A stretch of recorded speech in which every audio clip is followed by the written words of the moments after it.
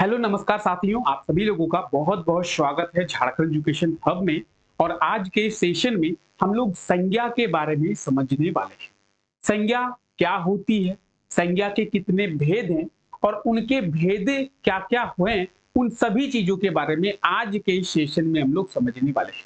बहुत छोटा सा यह आज का सेशन होने वाला है और बहुत इंपॉर्टेंट सेशन होने वाला है। आज के इस सेशन से आप कुछ ना कुछ बेहतरीन जरूर सीख के जाएंगे। तो चलिए बात करते हैं संज्ञा के बारे में। सबसे पहले आप यहाँ पे देख सकते हैं, यहाँ पे संज्ञा का डेफिनेशन दिया हुआ है, लिखा हुआ है किसी व्यक्ति, वस्तु, स्थान आदि के नाम को संज्ञा कहते हैं। आपको ये सब नहीं समझना है। आपको क्या समझना है? आपको समझना है कि दुनिया का कोई भी नाम संज्ञा है। दुनिया में अगर कोई भी नाम है तो वो संज्ञा है। जैसे कुत्ता, बिल्ली, राम, श्याम, राधा, मोहन, कृष्ण, ठीक है। कोई भी नाम, दुनिया का कोई भी नाम, आपका नाम, मेरा नाम, ठीक है, कोई भी नाम, ये क्या है? कलम, कलम भी एक नाम है, वो भी एक संज्ञा है। तो दुनिया में जो भी नाम है वो सभी नाम जो है वो संज्ञा है। संज्ञा को ही इंग्लिश में नाउन कहते हैं। अगर आप लोग इंग्लिश ग्रामर पढ़े होंगे तो आपने इंग्लिश ग्रामर में नाउन पढ़ा होगा। नाउन का भी डेफिनेशन सेम है कि दुनिया का कोई भी नाम नाउन है, यानी दुनिया का कोई भी नाम जो है वो संज्ञा है।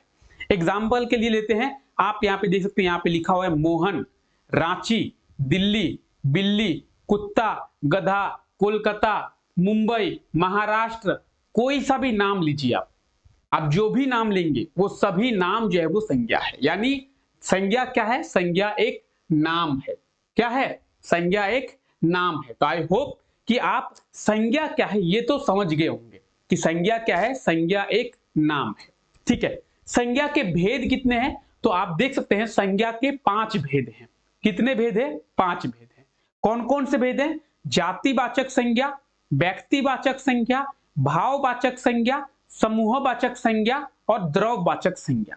संज्ञा के 5 भेद हैं, यानी संज्ञा के 5 प्रकार हैं।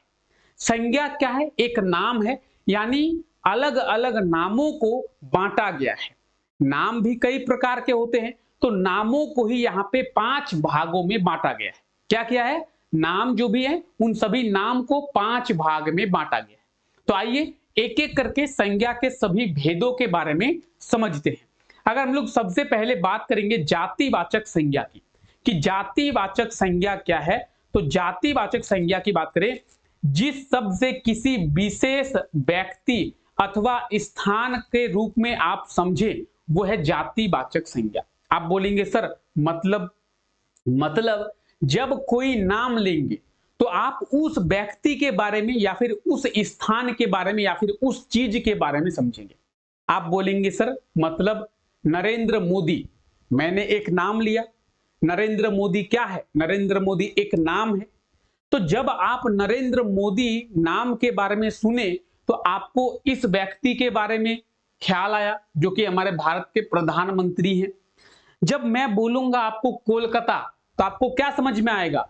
पश्चिम बंगाल की राजधानी है कोलकाता। जब मैं आपको बोलूंगा रांची, तो आपको क्या समझ में आएगा? कि झारखंड की राजधानी है रांची।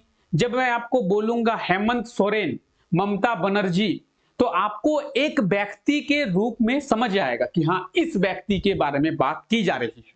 तो उसी को हम लोग कहते हैं जातिवाचक संज्ञा। यानी अगर कोई नाम लेने पर आपको किसी विशेष व्यक्ति का, विशेष स्थान का, विशेष वस्तु के बारे में याद आ रहा हो या फिर आप उसके बारे में पहचान रहे हैं तो व्यक्तिवाचक संज्ञा। जैसे नरेंद्र मोदी, तो जब नरेंद्र मोदी की बात आएगी आप इस व्यक्ति को याद रखेंगे। जब भी कोलकाता की बात आएगी आप लोग पश्चिम बंगाल की राजधानी के रूप में समझेंगे। अगर आपको कहा जाए कि रांची में बारिश हो रही है तो आप क्या समझेंगे? झारखंड की जो कैपिटल है रांची, वहां पे बारिश हो रही है। आप तो ऐसा तो समझेंगे नहीं कि रांची में बारिश हो रही है तो अमेरिका में बारिश हो रहा होगा। नहीं, जब कहा गया रांची में बारिश हो रही है तो आपको पर्टिकुलर समझ में आ गया कि रांची कहां पे है, आपको समझाना नहीं पड़ा। तो उसी को कहते हैं व्यक्तिवाचक संज्ञा। ठीक है, विशेष व्यक्ति, स्थान, वस्तु का बोध करता हो। ठीक है, आइए व्यक्तिवाचक संज्ञा आई होप आप समझ गए होंगे। दूसरा है हमारा जातिवाचक संज्ञा। अब ये जातिवाचक संज्ञा क्या होता है? जातिवाचक संज्ञा में जब आप कोई नाम लेते हैं तो कॉमन उसकी पूरी जाति का बोध होता है। अब आप बोलेंगे जैसे कुत्ता, तो कुत्ता एक तो है नहीं, अब बहुत सारे कुत्ते हैं, अमेरिका में भी कुत्ते हैं, भारत में भी कुत्ते हैं, ऑस्ट्रेलिया में भी कुत्ते हैं। तो कुत्ता, अगर आपसे बोला जाए चिकन, हम क्या खा रहे हैं? चिकन खा रहे हैं, तो आप आराम से समझ जाएंगे कि चिकन खा रहे हैं, किस प्रकार का होता है चिकन। ठीक है, रांची में भी खा सकते हैं, कोलकाता में भी खा सकते हैं, दिल्ली में भी खा सकते हैं। यानी जब कोई चीज कॉमन हो उसे कहेंगे हम लोग जातिवाचक संज्ञा। जैसे मुर्गी, तो मुर्गी क्या है? एक वस्तु तो है नहीं, मुर्गी एक जाति है, बहुत सारे मुर्गी होते हैं। घोड़ा क्या है? एक जानवर है, ऐसा तो नहीं कि एक ही घोड़ा है, घोड़ा कॉमन है, बहुत सारे घोड़े होते हैं। कुत्ता, बिल्ली, गधा, ये सब क्या है? ये सब जातिवाचक संज्ञा है। अगर कहा जाए स्टूडेंट, छात्र, तो छात्र भी क्या है? जातिवाचक संज्ञा है। कई सारे छात्र होते हैं, स्कूल के भी छात्र होते हैं, कॉलेज के भी छात्र होते हैं, यूनिवर्सिटी के भी छात्र होते हैं ना।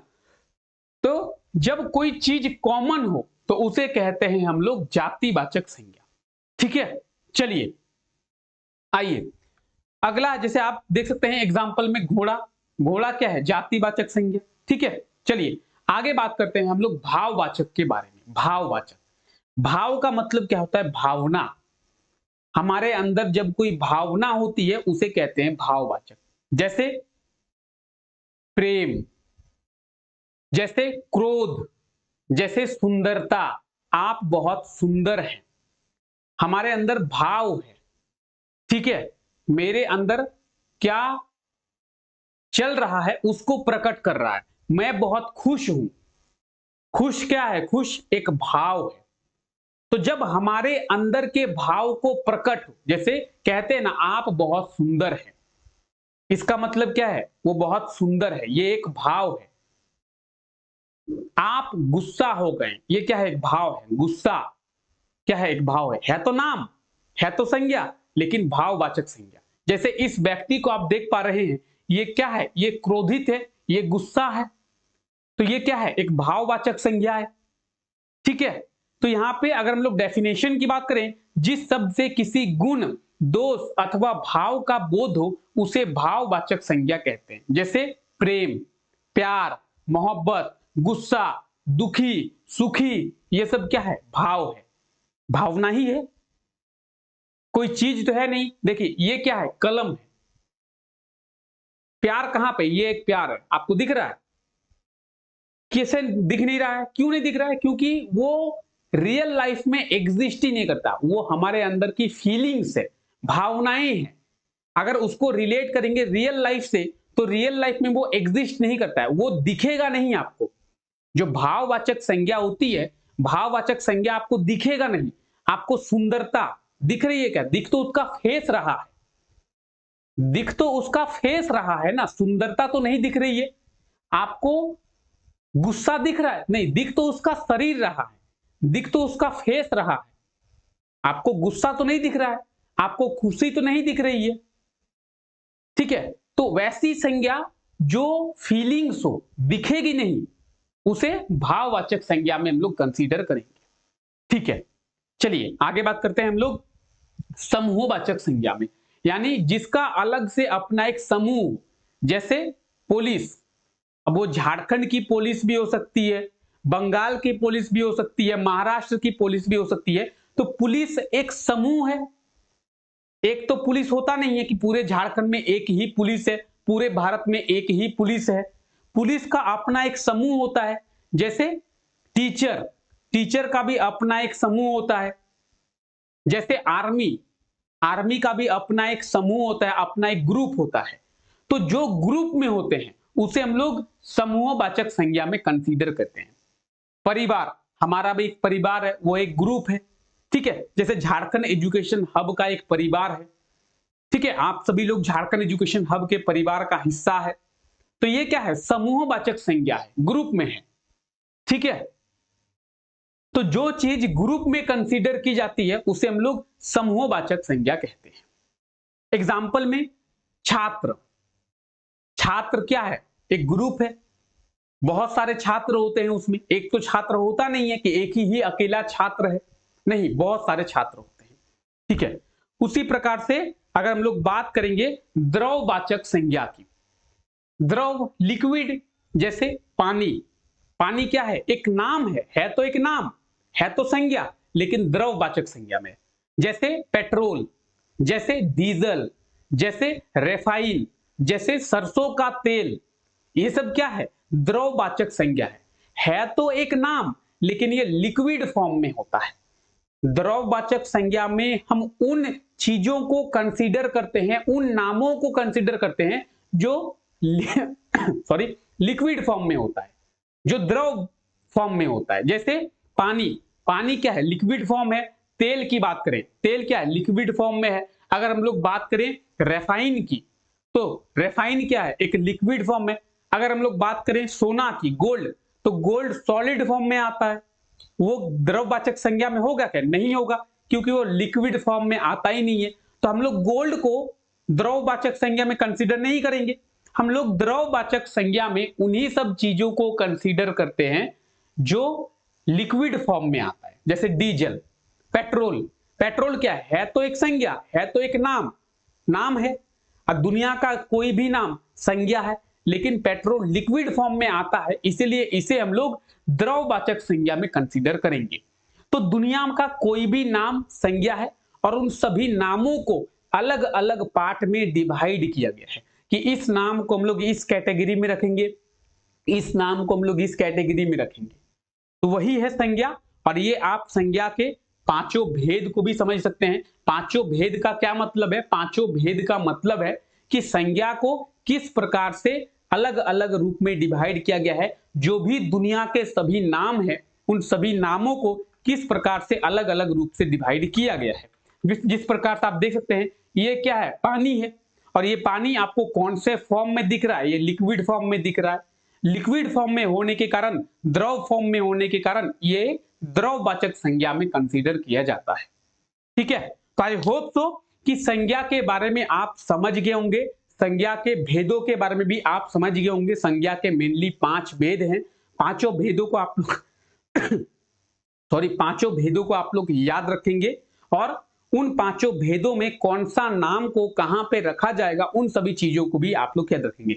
अगर एग्जाम में आपसे पूछा जाए पुलिस कौन सी संज्ञा है? समूहवाचक संज्ञा है। पेट्रोल कौन सी संज्ञा है? द्रववाचक संज्ञा है। हेमंत सोरेन कौन सी संज्ञा है? तो जातिवाचक संज्ञा है, तो व्यक्तिवाचक संज्ञा है। अगर कुत्ता की बात करें, कुत्ता, तो जातिवाचक संज्ञा है। ठीक है, प्यार, प्रेम, ये भाववाचक संज्ञा है। तो आप आसानी से सभी चीजों का आंसर जो है वो दे पाएंगे अगर आप संज्ञा को समझ चुके होंगे। ठीक है, तो जिस तरीके से आज के इस सेशन में हम लोग संज्ञा के बारे में समझे हैं, उसी तरीके से आगे आगे हम लोग और भी चीजों को समझेंगे। जैसे संज्ञा के स्थान पर जिस शब्द का उपयोग करते हैं तो सर्वनाम कहते हैं। नेक्स्ट क्लास में हम लोग सर्वनाम के बारे में समझेंगे। उसके बाद विशेषण, क्रिया, कारक, उन सभी चीजों के बारे में धीरे धीरे करके हम लोग समझेंगे। ठीक है, तो चलिए आज के इस सेशन को यहीं तक रखते हैं। आप सभी लोगों का बहुत बहुत शुक्रिया इस सेशन का हिस्सा बनने के लिए। मिलते हैं नेक्स्ट सेशन में, तब तक के लिए thank you, take care, bye bye.